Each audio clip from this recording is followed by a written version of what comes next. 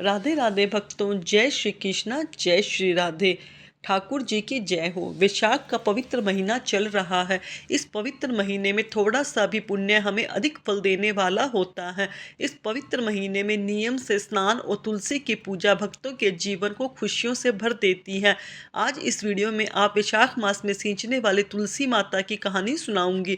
वैशाख महात्म का अध्याय सुनने के बाद यह कहानी सुने, हाथ में फूल, तिल, चावल, दक्षिणा रखें और कहानी को शुरू करें।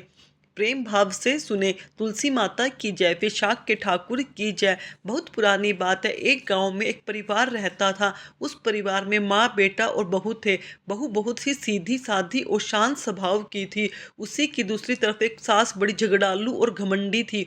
वे अपनी बहू पर अत्याचार करती थी, उसके घर का सारा कामकाज करवाती और खाने के लिए सूखी रोटी देती। अब बहू के पति को इन सब बातों पर कुछ भी जान नहीं पड़ता था। वो तो सुबह होते ही खेत के काम करने चला जाता।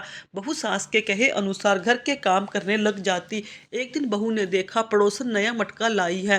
पड़ोसन ने बात मैं बहू को बताया तो वैशाख स्नान करने की तैयारियां कर रही थी। बहू को वैशाख मास के बारे में कुछ भी नहीं पता था, इसलिए वह पड़ोसन से पूछने लगी तो पड़ोसन ने उसे पूरी जानकारी देते हुए बताया कि वैशाख का पवित्र महीना तुरंत फल देने वाला है। साथ ही तुलसी माता की महिमा भी बहू को बताई और अगर कोई वैशाख मास में सिर्फ स्नान करके तुलसी माता को सींच दे तभी उसके जीवन की सभी परेशानियों का अंत हो जाता है।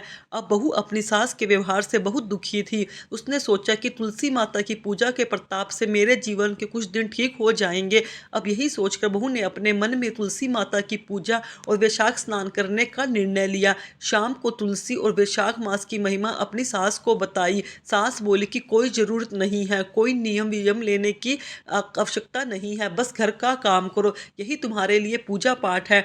अब बहू क्या कहती, चुप हो गई। वैशाख शुरू हो गया। अब बहू ने क्या किया, वो तो बहुत जल्दी उठकर सुबह नदी के तट पर जाकर स्नान करने चली जाती।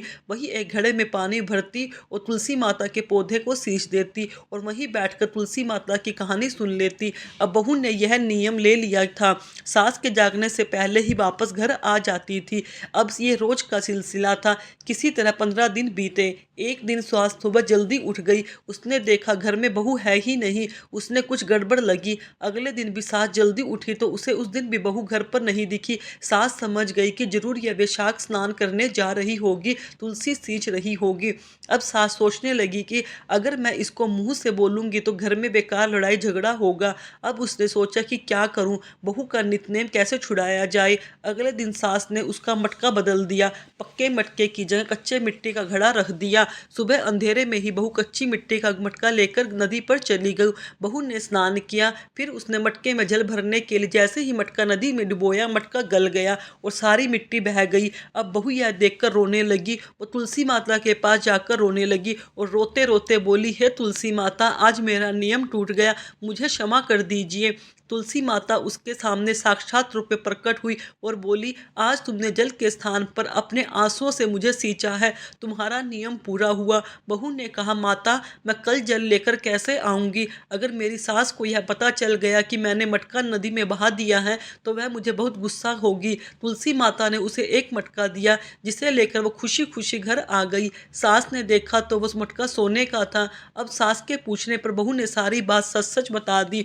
सास अंदर से तो बहुत खुश हुई पर बाहर से नाटक करते हुए बोली, अगर सोने के मटके में जल लेकर जाओगी तो गांव वाले आज से तुमको छीन लेंगे। तुम कल फिर जाकर अपनी तुलसी माता के आगे रोना, दूसरा मटका मांग लेना। अब बहू बहुत सीधी सादी थी, उसको तो कुछ ऐसा था ही नहीं कि वो अगले दिन फिर तुलसी माता के पास जाकर फिर से रोने लगी। तुलसी माता के पास पूछने पर उसने सारी बात बता दी। तब तुलसी माता ने उसे एक चांदी का मटका दिया। बहू चांदी का मटका लेकर खुशी खुशी घर आ गई, लेकिन उसकी सास ने उसको भी रख लिया और अपनी बहू से बोली, फिर अगले दिन तुम तुलसी माता के पास जाकर फिर से रोना। अब बहू सास से डर के कुछ बोली नहीं, तुलसी माता के पास जाकर बैठ गई और फिर से रोने लगी। तुलसी माता ने आकर सारा पूछा तो उनके रोते रोते सारी बात बता दी। अब तुलसी माता ने कहा, तेरी सास का लालच कभी खत्म नहीं होगा, तू आज मिट्टी का मटका ले जा। यह कह के तुलसी माता ने उसे एक मिट्टी का मटका दे दिया।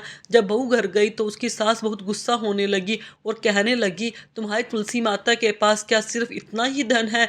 जिसके पास कुछ भी नहीं उसे सींचने से क्या लाभ? अब यह कह के बहू को बहुत गुस्सा करने लगी, लेकिन बहू ने सास की बात नहीं मानी और जो उसका नियम था वह सुबह जल्दी उठकर उसी तरह करने लगी।